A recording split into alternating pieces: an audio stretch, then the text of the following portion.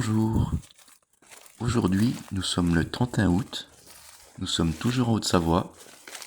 Ces 10 derniers jours il est tombé plus de 60 mm de pluie en montagne, donc je pense qu'on devrait trouver des champignons, notamment des cèpes, mais j'imagine qu'on va trouver aussi d'autres champignons.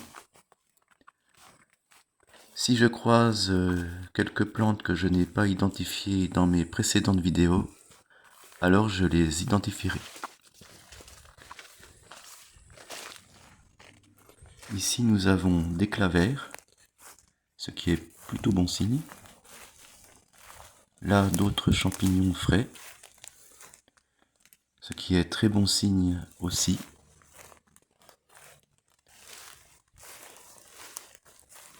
Le sol est bien humide.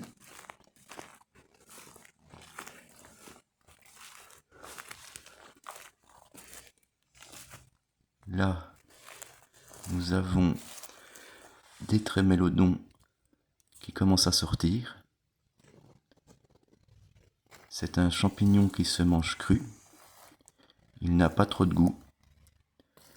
Moi je les utilise surtout quand il me manque des guépinis pour faire des tartares de guépinis. Je les utilise pour rallonger. Mais on peut aussi en utiliser dans des salades. On voit que les sangliers sont passés par ici. Qu'est-ce que nous avons sur ce tronc pourri? C'est un Lactaire deuterimus. Il est comestible, mais alors faut vraiment le cuisiner d'une manière particulière. Le Lactaire deuterimus que nous venons de voir est aussi appelé Lactaire résineux ou Lactaire très mauvais. Eh bien, il porte bien son nom. Si vous voulez infester une cuisine d'une odeur forte de chien mouillé, c'est lui qu'il faut ramasser. Cependant, il peut être un très bon comestible, mais cuisiné d'une manière particulière. J'essaierai de faire une vidéo dans les semaines qui viennent, juste sur ce champignon. Ici, nous avons d'autres lactaires. Bon, j'espère qu'on va trouver des cèpes. Colchicum autumnal ou colchique d'automne, de la famille des colchicacées, très toxique, voire mortel.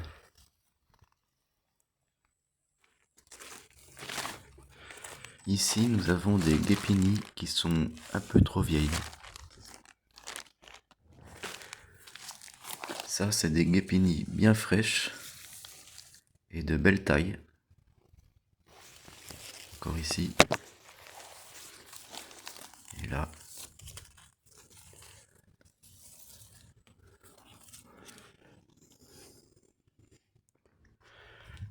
Là, nous avons encore des guépinis. Si vous voulez en savoir un peu plus sur ce champignon extraordinaire, je vous invite à regarder ma vidéo sur le tartare de guépini. Ici, nous avons un invité.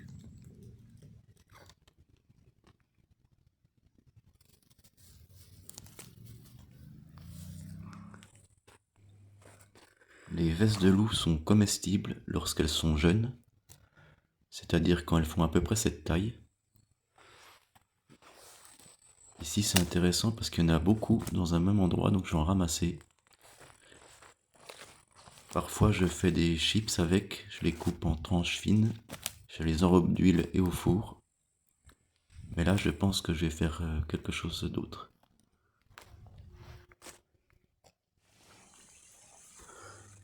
Ici nous avons une russule.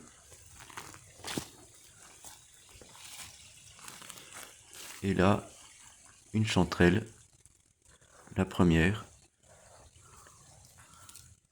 Je n'ai toujours pas vu l'ombre d'un cèpe. Celle-ci est très orange. J'ai remarqué que plus elles sont oranges, plus elles sentent fort l'abricot. Euphrasia ou Euphraise ou casse-lunette de la famille des Scrofulariacées ou des Orobanchacées. Elle n'est pas toxique. Toujours pas de cèpes. Cette année, ils sont sortis fin juillet parce qu'il y avait bien plu à partir du 15 juillet en montagne. Malheureusement, je n'ai pas pu y aller. Ensuite, il y a eu 3 semaines de canicule, donc tout a disparu. Et puis, là, il devrait y en avoir. Les autres années, en montagne, ils sortent à partir de 20-25 août.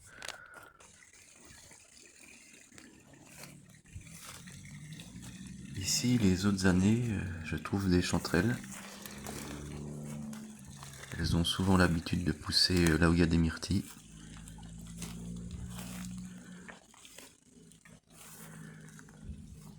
Cette année, il n'y en a pas. Par contre, on a un pied de mouton.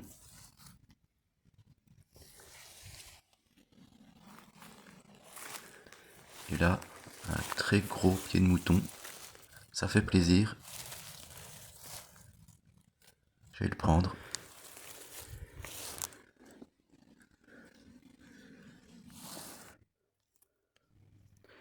Les pieds de mouton sont des champignons qui sont très rarement véreux.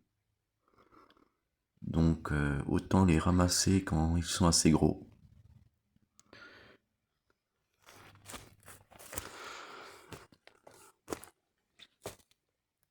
Ah, là-bas, on dirait qu'il y a un beau cèpe. Et oui, apparemment, c'en est un. Enfin, je pensais en trouver bien avant. Celui-là a l'air très frais. Je vais le ramasser.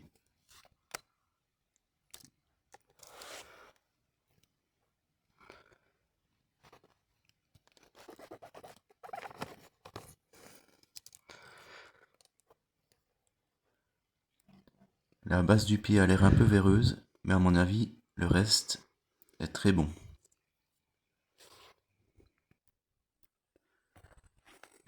Là-bas, il y a des champignons. On va voir ce que c'est.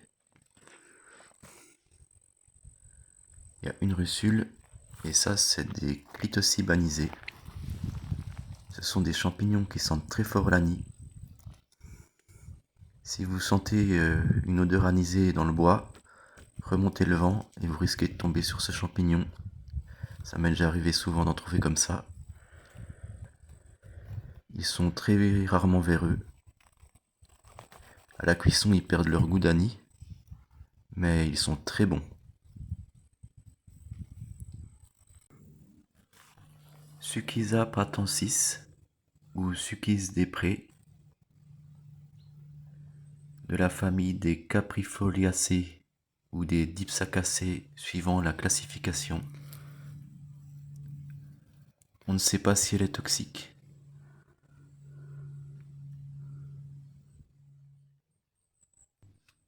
Calluna vulgaris ou Callune ou bruyère callune de la famille des Éricacées. Comestible.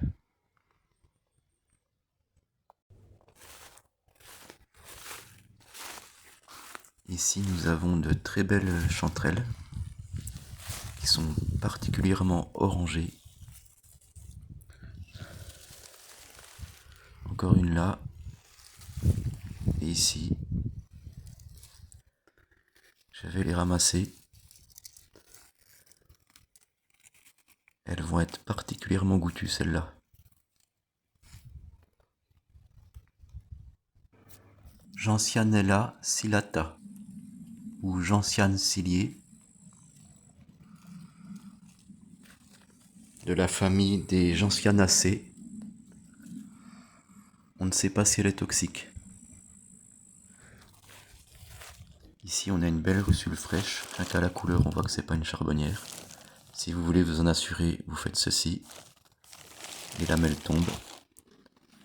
Avec une russule charbonnière, vous ne pourrez pas faire tomber les lamelles. Voilà, je n'ai trouvé qu'un cep. Je soupçonne fortement que des gens soient passés. Mais c'est normal, c'est ça d'aller aux champignons le dimanche. Je n'ai pas eu le choix cette année, mais c'est vrai que c'est mieux d'y aller avant le week-end.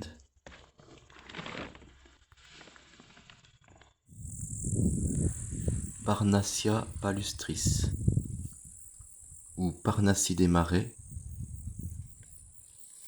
de la famille des Celastracées ou des Parnassiacées, suivant la classification.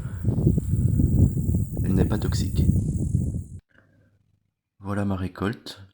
Je suis plutôt content, même s'il n'y avait pas beaucoup de cèpes. Avec les guépinies, je pense que je vais faire un tartare. Avec le reste des champignons, je pense que je vais faire une tourte. J'ai pris un peu d'origan sauvage pour la tourte. Les vesses de loup, je vais essayer de faire quelque chose d'autre avec. Voilà, si cette vidéo vous a plu, je vous remercie de vous abonner. À bientôt.